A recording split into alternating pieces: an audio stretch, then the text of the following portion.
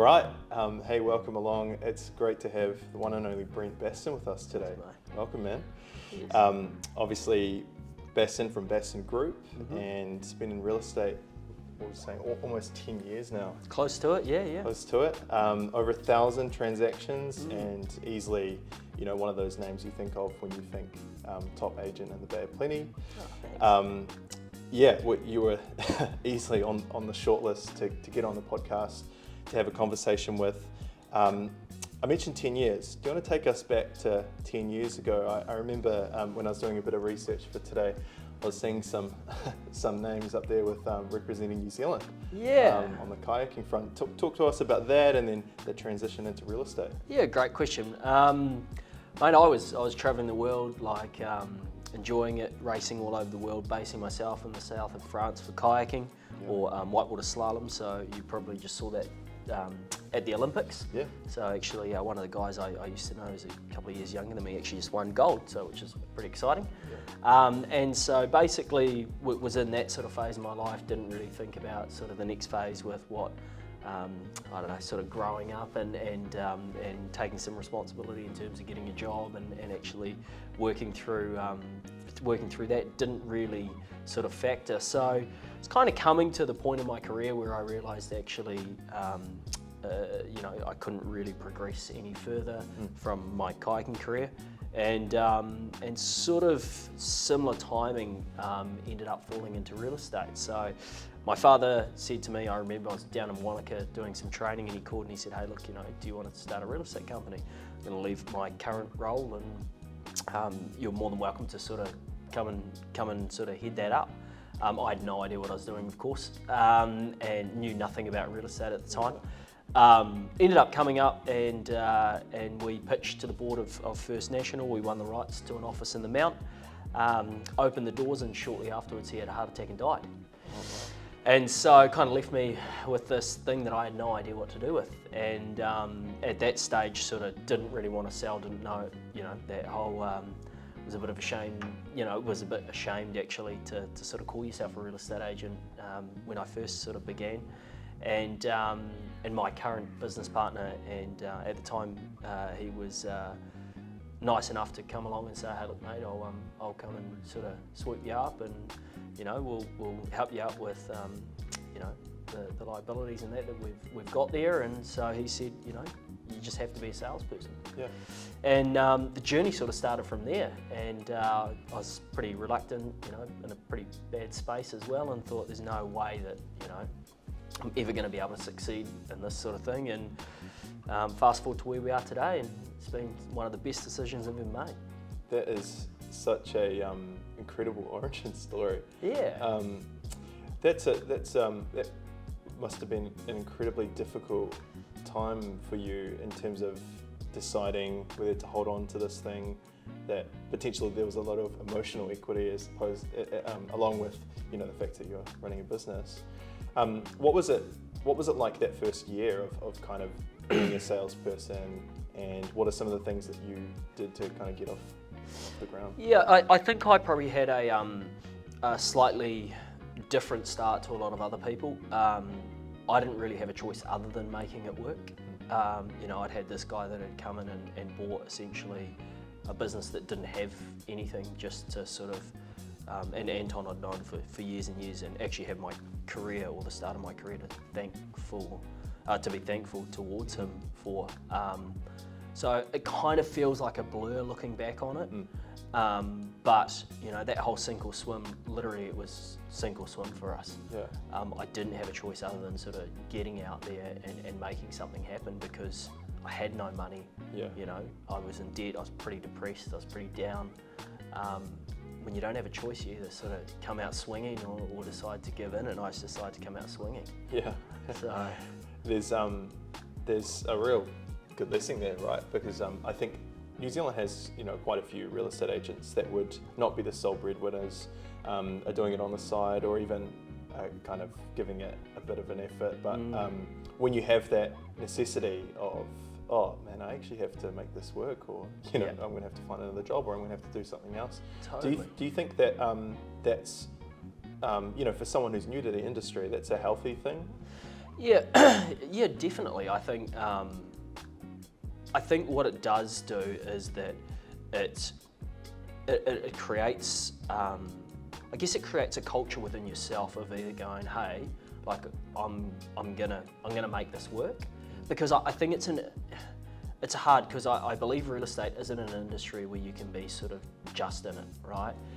If you have a look at sort of the way the transactions work across the country, you know, that whole 80-20 rule where, you know, 80% of the business is done by 20% of the people, I think it's actually higher than that in real estate. So I think what you'll find is probably more 10-90.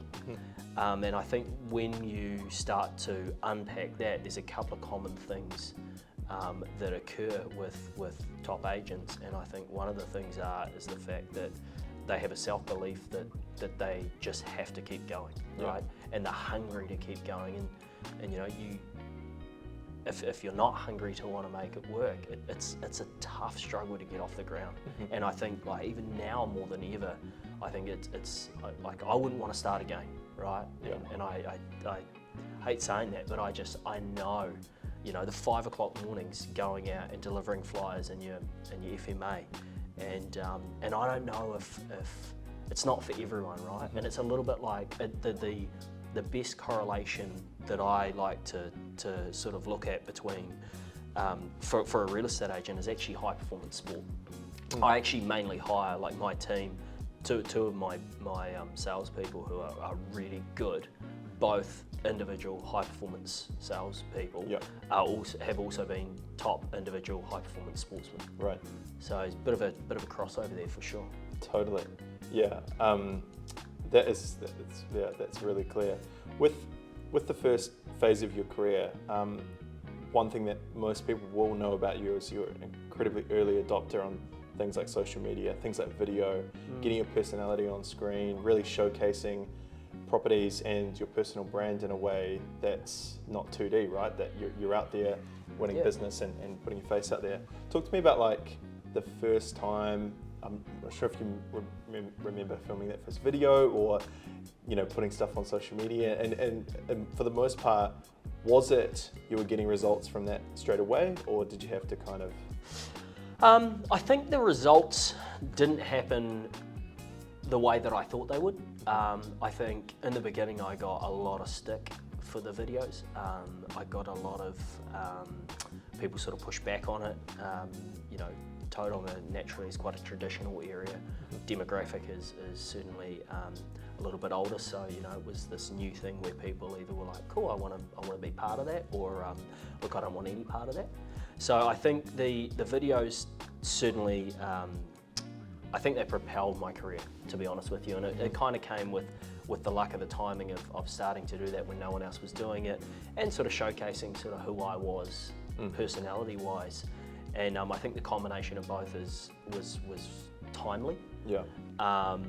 And the career sort of took off after that. I didn't expect people to adopt it as well as I thought, you know, because I was just being a goof, right? I was just having fun with it, right? Yeah. The first videos, if you go back on, like, one of the first ones, I was sliding on socks. Like, it was horrific looking back on, like, cringeworthy horrific, right?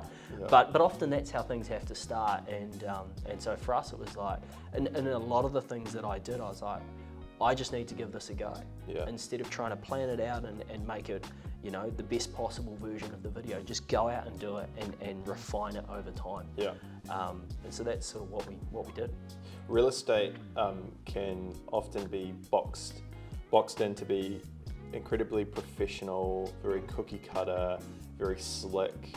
But I was reading from another industry them talk about social media, and one of the key things if you want to play in that space is you have to create shareable content, you know. And they said that the only way something's shareable if it's OMG, LOL, or WTF. Yeah, so totally. You might have hit all of those with that sock video for sure, right? Okay, that's cool. You mentioned the 80-20 principle. I want to just, you know, picture that in the room. We've got a couple of agents who are 2 years in, 1 year in, they're slogging, and they're not really seeing, you know, the results that they're looking for. We know it's a last man standing game for sure, so there's the time element. But what's the 80-20 that you've found for your business in real estate? What's the put in 20%, get 80% back. You know, is it attention for your prospecting? Is it your open homes? You know, what are the things that you've noticed for your business that you put in little and you get a lot back? I don't think any of it. I think it's the consistency across all of it. Right. Right. So it's actually putting 100% of the effort in, right, to make you the top 20 that then gives you the 80% of the business. Yeah. So it is all the little things, right? When I started, I tried to look at all the things that people dislike about real estate agents, and I tell you what, like the list is pretty long, right? Yeah. You know, trust, communication, timeliness, you know, like all things that are actually quite easy, but you have to consistently do it, right? One of the things I think that I'd say to a lot of, you know, agents, say if they're 1 year or 2 year in, is like, you know, the moment that they start to want to give up is the moment they're actually usually really close to cracking it, right? But sometimes you can do a whole bunch of work and a whole bunch of hustle and not see any results. So I think it is a long game, right? And it is a career now, and I think that's been the shift in my mindset, particularly for my staff, is like, it is a career, right? You have to do all the little 1%ers because that's what adds up to the 100% effort. So, you know, if you're gonna do an open home, don't just bring one flyer. Like have it kitted out looking beautiful, right? Have the flag out looking nice. Have all the signs out at 8 o'clock in the morning, right? You do that week after week after week after week, and that's where consistency comes in, which then creates brand presence, which then in turn obviously creates future business. So it's depositing all of those little things, knowing that they'll pay off long term, but understanding they're probably not going to pay off today. You mentioned brand presence, and you've got an incredibly strong personal brand. We know that with the innovation of social media and the internet and everything, people sell with agents as opposed to selling with agencies, right? Like I would say, it'd be very few and far between that, you know, the Roy White or the Tremaines get a door knock and it's a walk-in and they're, hey, just give me any agent, right? Talk to me about how the majority of agents who work for your traditional agencies, the traditional model, can build a successful personal brand within their agency guidelines, or you know how that works. Yeah, I mean, for us, we're lucky. Tremaines is pretty flexible in what they allow and don't allow. They actually think personal branding within an agent is, or within a team, is really important, right? Because exactly, you know, people buy people. And so for us, that's really important as a business. Personal branding is massive, right? I think, you know, for me, social media and that has definitely been a key intricate part for building that personal brand. I think physical is also really, really important, and I think people are trusting more in physical branding. So, you know, whether that's billboards, signboards, all that sort of stuff, and having physical presence. So, but you know, you are your brand, right? Everything you do speaks. So, you know, if you decide that on a Saturday you want to go to the supermarket in your dressing gown and Ugg boots, right? It's probably not a good representation of your personal brand. And so I think unless that is your personal brand, right? You're the Ugg boot exactly, Ugg boot agent. But one of the things I think is really important, and I think a lot of agents sort of try and separate, is they go, this is my business brand and this is my personal brand. They're one and the same. You're the same person. That's where confusion ends up getting caused in marketplaces, and my feeling is when they try and be two different things. Right. You're an incredible salesperson, but in the last few years, right, you've transitioned, or even you mentioned, you know, you started in real estate as a business owner. Tell us about the levels that, you know, and if you want to break down, you know, you knew inside yourself when you reached a certain level you wanted to make your first hire. Was it an EA? Tell us the progression of where you've got to now. Yeah, absolutely. I think going back to that whole thing of like working out everything that you know, the consumer or the customer wants, you know, communication, all that sort of stuff. What I worked out really early on is what I was good at and what I wasn't good at. Right, and getting real comfortable with the fact that I'm actually not good at a lot of stuff. And so early on in the piece, very early on in the piece, I can't remember the exact time, it might have been less than a year, I bought on a PA. Right. I bought an amazing young lady who sort of sorted my life out. I realised I was quite unorganised. I was often late, right? Not meaning to be, just because I was crazy busy, that I had a bit of a lack of understanding of time. And so I brought her on very, very early on. Non-sales, so non-selling PA. Off the back of that, brought a buyer's agent and shortly after that, or someone to assist me, a sales agent to assist me with the sales side of things, and then sort of built it out from there.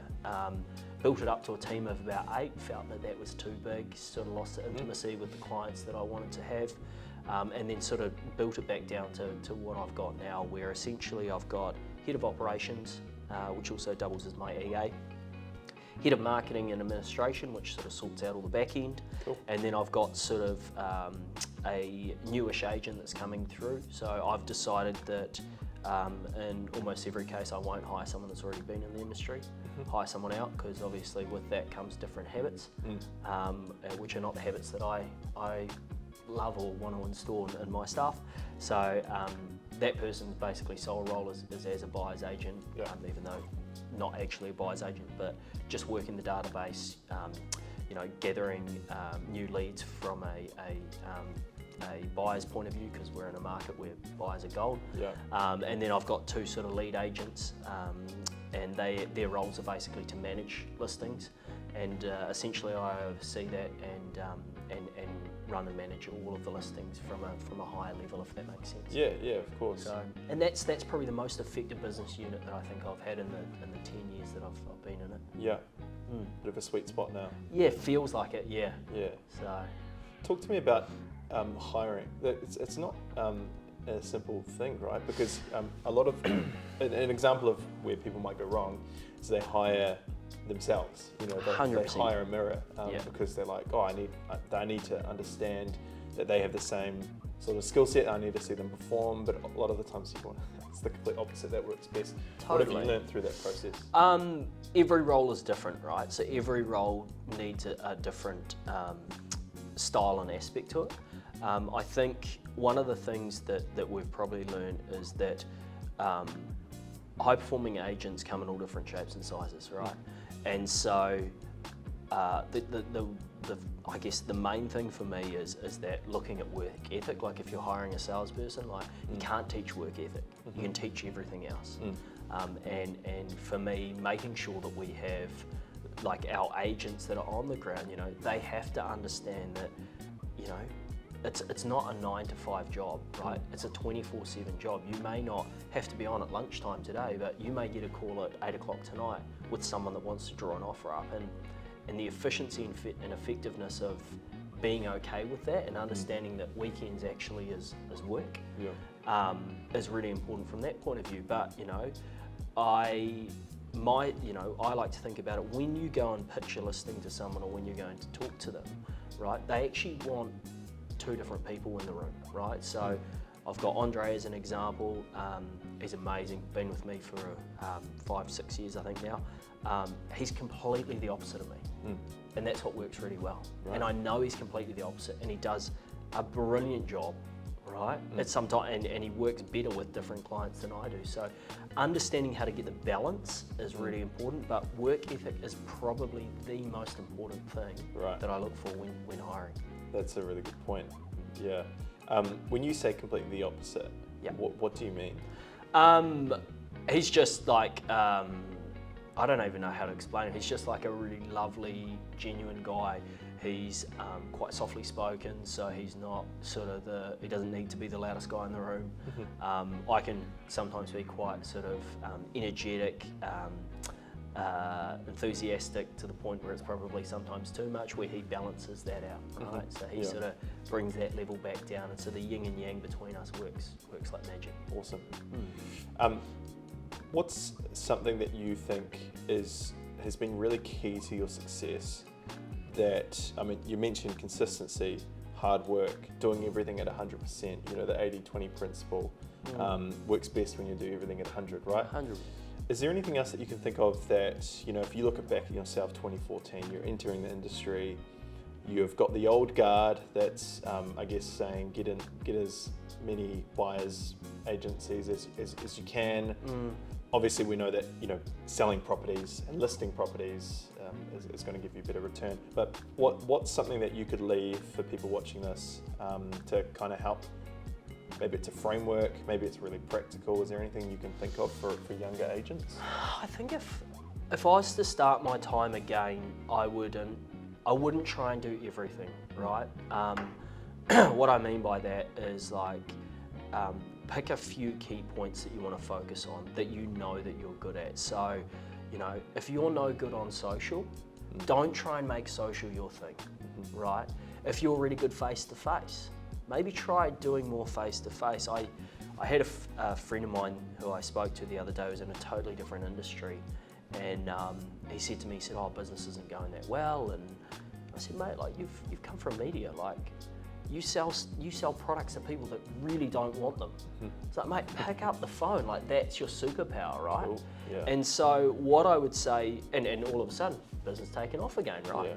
What I would say is find out what your superpower is and lean into it really hard. Awesome. And that may only be 10% of your total business or 20% of your total business. If you are great at meeting people, go and meet 10 people a day. Cool. Right? Leave the rest of it to someone else. Awesome. Right? But pick 2 or 3 things and go for it. And don't give up. Give it a year, right? Don't go and fly drop in your farming area for a month and expect you to have 10 listings, right? It's got to be consistent. Cool. The other thing I would do heaps of stuff for nothing, right? And what I mean by that is, and I'm not saying nothing from a monetary value point of view, but so many agents that I see that enter this industry, they don't go and ask other agents, "Hey, can I do your open home? Can I open up your house every day?" Right? And we do have agents come to me and say, "Hey, look, can I do a midweek open home on your house so I can meet some people?" Absolutely, right? If you don't know anyone and you're from out of town and you're starting new, go and assist some of the top agents, right? Learn from them. One of the things I didn't have, which I wish that I'd really had, is actually someone to mentor me, because I had to make the mistakes myself, right? Hard learning curve, right? And sometimes quite costly. And so what I would say is if there's someone that's good in that town, go and ask to have a coffee with them. Go and ask if you can shadow them, even if they're with a different company, right? Absorb, learn, and grow quicker than your competition. Great. That is a great point. I mean, it's almost like I can just think of someone wanting to have that conversation with a potential mentor in the office or something, and it's like putting the same energy into winning a listing as learning and maturing as an agent and finding that mentor. Last question, innovation, one of your hallmarks. What are you seeing now? What are some things that you're noticing? Maybe it's as simple as trends, but it could be, stuff that you've seen in the market. But what are you seeing out there? I think so. You had COVID where everyone decided to sit behind screens. Things became sort of at a distance, right? Human connection ended up breaking down. I think people want that back, right? I think, social media's been such a big part of our rise. But I actually think that we need to move further away from that, right? We've been so reliant on it. There's not that level of trust, right? How often are you served ads that you don't want anymore, right? How often do you see things on social media that you're like, I'm literally sick of seeing this. I'm seeing more ads than I'm seeing of things that I want to see through friends and that. Yeah. So I think, whether you want to call it belly to belly or face to face, one of the things I think is really important moving forward is getting back in your community. Cool. Right, so really getting back in behind your community, right? The people that have helped you. Right, times are tough out there for a lot of people, right? Yeah. So actually supporting the people that support you and pay you is really important. And then I think getting in front of people, right? That's the number one thing. You should, if you have clients or you have vendors or people, don't Zoom them, right? If they live in the same town, don't try and get in front of a Zoom, right? Literally go out and see them, right? You can feel how people are when you're sitting in front of them. You can't feel that on a phone call, an email, or when you're on Zoom. You just can't. So I think moving forward, human connection will be the key to success in real estate. Awesome. Brent, this has been a huge pleasure. Thanks, there are so many nuggets in there that, you know, like I can't even think of them all, but just to give a quick summary, I would say consistency, having the nous to build a team around some of the things that you aren't particularly good at, focusing on your personality and the things that you can really ace, not trying to be someone you're not, but picking up the things in your personality. For example, maybe it's on camera, maybe it's audio, maybe it's in front of people. For younger agents, that could be really good as well. And then finally, getting out and getting in person, getting out to events, asking agents in your company if you can do some of the open homes. Yeah, that's really good advice. Find a mentor early on, right? Go and sit with listings of every other agent, right? Because you're going to figure out what works for you moving forward, right? Yeah. So it allows you to sort of fail in training as opposed to, you know, out in the real world when you're sitting in front of a client that you actually want. So, Yeah, cool. Awesome. Thanks so much for coming in, man. Thanks, mate. Appreciate it. Cheers.